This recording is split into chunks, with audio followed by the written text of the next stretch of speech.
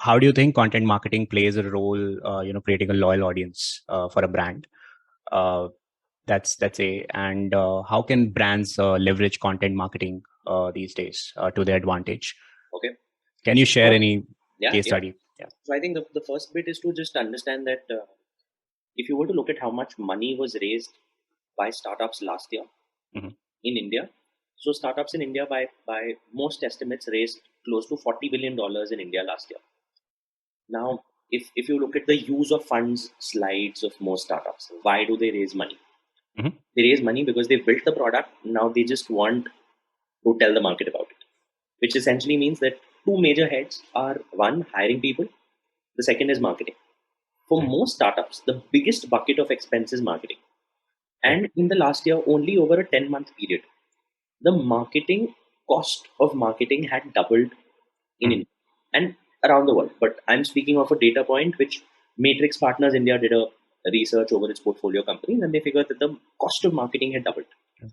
Most of these companies are digital first, So here the cost of customer acquisition, so to say, is through digital ads, performance marketing, and all of that.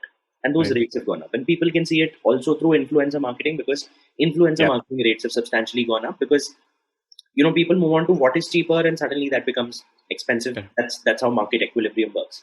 Right. Now let's take a case study. You compare an Unacademy, Upgrad, Byju's, and you compare that to a physics wala. Yeah.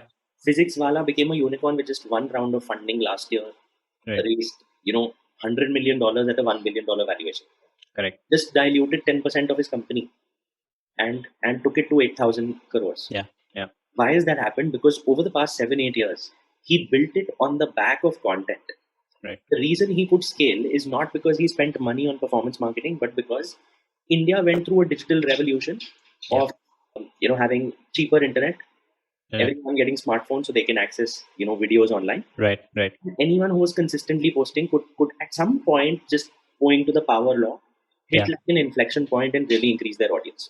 Right. So I think now, if you were to think of just the time that they put in consistently over years to get to that point, is what took them there, which now has huge monetary value to be able to build that audience. And as brands begin to realize it, and as platforms also begin to realize it, Instagrams and YouTubes begin to realize that slowly brands are coming on to build content marketing. 100%, absolutely. Now these platforms make money if you as a brand grow an audience. Right. So at this point, because there is competition between TikTok and Instagram and YouTube Shorts to get creators onboarded, they are going to push certain creators and give them millions of followers so that others get motivated to come on board. Correct. But the moment in the next 2 years or so, this market consolidates and people and these platforms realize there's no point like competing on this anymore. That is where the platforms that remain and are most active will require people to pay money to build an audience. Right. So I think it is still the right time where without budgeting something, people can grow an audience, because 2 years from now, it's only going to, again, equilibrium will come in and it's only going to cost so much more money to build an audience online.